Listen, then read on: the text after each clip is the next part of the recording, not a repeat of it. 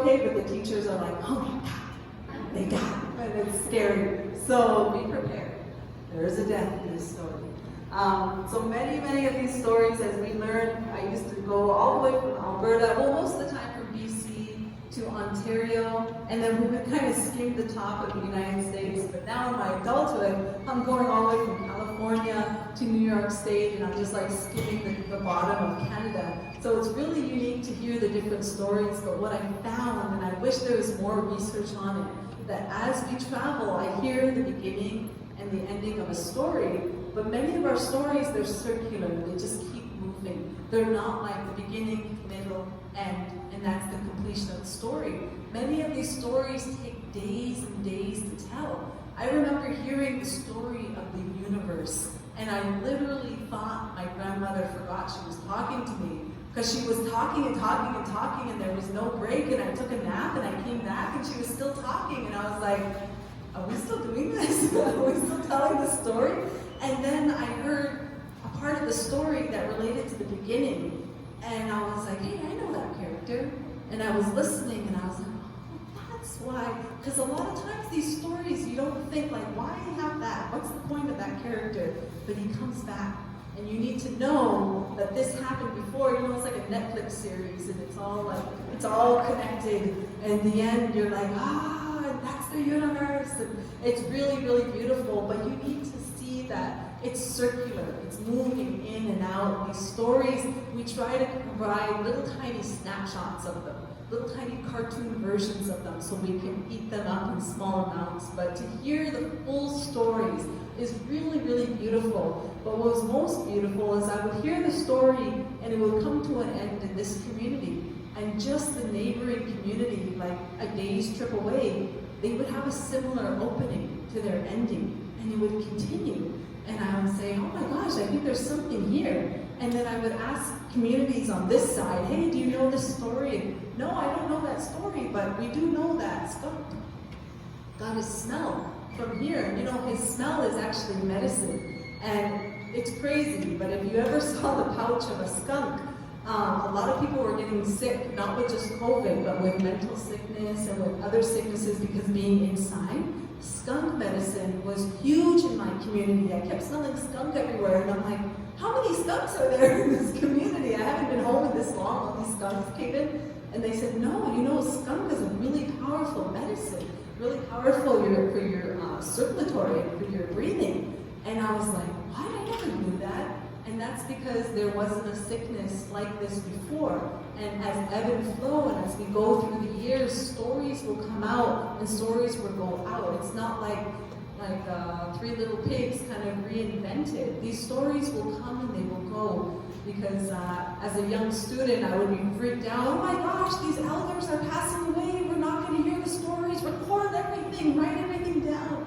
And my grandmother says, some of them will go. Some of them will go, and that's okay, but some of the stories stay. We went through thousands of years telling these stories. The creation story is our first story. It's been told for hundreds of years. There's a gap where my grandmother was alive and she was not allowed to tell the stories, not allowed to dance the dances and sing the songs. These were outlawed. It was illegal. Anything. This right now, what we're doing, we would all get arrested in this room. This was not allowed. It's only very recently that we're allowed to share again. We're allowed to share the stories and the songs and the dances. And so, of course, so many songs and dances and stories are just gone completely. And that's what I feared. But she said some of them will go and some of them will come back. And some of them will come back because a certain part of the rock is uncovered. And you're allowed to hear that story again. And at the time I was like, what does that mean? But she meant it literally. There's a rock that you move the moss, and it's different parts of the season that you can tell these stories. And it's really, really, at first it feels confusing and kind of like tricky. You can't tell this story, can't tell that one. But when you get into the seasons and you kind of live with the land, and you realize that's why this story is important. It's important to tell this story now, because Bear will be waking up soon, and it's to remind the children, stay away from Bear. It's important to tell the story of harvest in this time of the season because that's what we're doing right now. We're talking about harvest, corn, beans, and squash, three sisters, and why we work together as a community.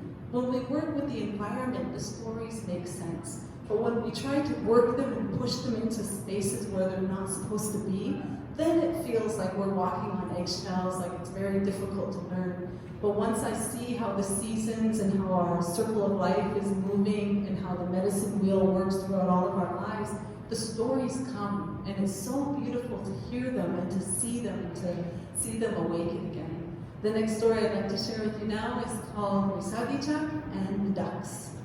It's actually called the Shut-Eye Dance. The guy asks, long ago, all these ducks were in the middle of a lake, and Usagi-chan was walking on a walkway to them. The sun was shining, the river was flowing, and the grass was growing. All was beautiful, but Usagi-chan was looking for food. He was so hungry, he wanted some food to just fall into his mouth. He would have really liked Uber Eats, really. If it had been around in his time, he'd be ordering all the time. So instead, he looked out past the bush and he saw all those plump, delicious ducks. He thought, how do I get those ducks out of that water and into my belly? He thought about it and he came up with a plan. He had a bag with him and he started to fill it with moss. And as he filled it with moss, he put it on his back and he thought about the plan. I'm pretty smart. I should pull this off. And he went right down to the shore and he started to act like the bag was really heavy. He was dragging the bag, and the ducks looked over. Hey, quack, quack. Look at Usagi-chan there, quack, quack. What's he got in his bag, quack, quack? Oh, pay no attention to him, quack, quack. He's probably going to try and eat us, quack, quack. Hello, ducks. I'm not trying to eat you. He's carrying my very heavy bag. See, quack, quack. Pay him no mind. Oh, Usagi-chan was just struggling, carrying it, pulling it. Hey, Usagi-chan, you need some help with your bag there, quack, quack. Help would be nice. If you want to come and help me. No, cousins, quack, quack. This is a trick, that's Trickster. What do you got in your bag there first, quack, quack? Oh, you want to know what's in my bag? Well, it's a new song and dance. Just bringing it to my lodge now. You want to learn the new song and dance? Quack, quack. It's been a long time since I flipped my flippers. New song and dance would be nice. Yeah, come down. It's right at sundown in my lodge. Good singing, good music. It's going to be nice. Oh, it's called the Shut-Eye Dance. You need to bring a blindfold. Oh, quack, quack. That sounds really good. Bring everyone. Cousins, uncles, aunties, brothers, sisters, nieces, nephews. Bring the whole crew. Oh, quack, quack. All right, it's everybody party. All the ducks went back to their little huddle and they all started to talk about the new song and dance and the Shut-Eye Dance. And Trickster went just off the beach till he was just out of sight. And he threw his bag on his back. I got them, he said. He went walking to his lodge. And when he got to his lodge, he started to put down the moss on the ground so it was nice and soft with the flippers. Ah, that's really good. He took out his magic drumstick and his magic drum, and it could drum and sing all on its own. Got that there, then he grabbed a great big club. There we go. Need this. Hit it there, just underneath the moss. All right, and now we wait, he said. Soon the sun started to set and you could hear all the ducks coming. Quack, quack, gonna have a good time. Quack, quack, I can stretch you. Quack, quack, oh, I got new moves there to say. Welcome, my relatives. Come on in, said Usagi-chan. Come into my lodge here. Does everyone have their blindfolds? Very important. We got our blindfolds. Quack, quack, we're ready to go. Quack, quack. He put the blindfolds on them and helped them because the feathers were getting stuck and being really gentle and soft. All right, is everyone in here? And it was just packed, just standing room only. Oh, yeah, we kind of fit in here, they said. All right, quack, quack, here we go. And his drum and his drumstick started to sing. And those ducks started to move, and it was really kind of tight, so they couldn't really move that much. But they were having a good time moving around the log, a little fire in the middle. Oh, this is nice, quack, quack. Hey, quack, quack, check this move out. And they're doing a little move. I feel over there, cousin. Oh, that looks like a good one, cousin. And right pretty good. Trickster looked around, grabbed his club. He looked for the first duck, bumped his head, cracked his neck, and stuck him in the bag. And no one noticed. So he did it again. Bump, crack, stick him in the bag. Still, everybody was dancing and carrying on. All right, he thought, I think I can do this with the sound of the beat. Bump, crack, stick him in the bag. Bump, crack, stick him in the bag. Bump, crack, stick him in the bag. He was having such a good time that one of the ducks started to notice he was getting roomy. Hey, cousin, I can't even feel you anymore, cousin. I want you to see this move. Cousin? He lifted up his blindfold and he saw Trickster. Bump, crack, stick him in the bag. Hey, get out of here, everybody! Trickster is trying to kill us all! He opened up the flap and he started to herd all those other ducks out. Feathers were flying everywhere and they were all going out. He made sure he was the last duck to get everybody safe. And he went out there and just as he almost made it, Trickster went boom! He kicked him right in the behind. And he went flying up and he landed on his bottom. And when he got up, hips were out of whack, and he started to waddle. And it is believed today that that is how the ducks got their waddle. That is not the end of the story. Trickster was very, very happy with his pile of ducks. Good riddance, he said. Be gone with you guys. I got my feast right here. And he started to decide how he's going to cook these ducks. Should I roast them? No. Fry? No. Bake? No. Oven. Made a nice big pit, fire pit under the earth, and he started to put them up in the earth oven. The ground was starting to warm, and he had all those little duck legs sticking out like that.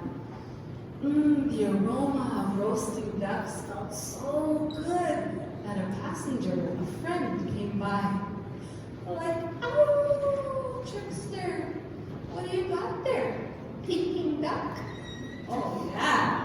This is all my ducks. I got them and I got them all alone, so you can go and find your food somewhere else. Oh, Trickster. Oh, don't be like that.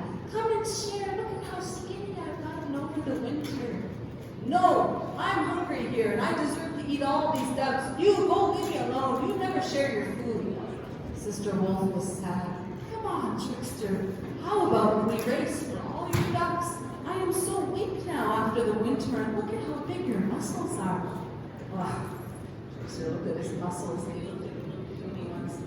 All right then, what do you want to race?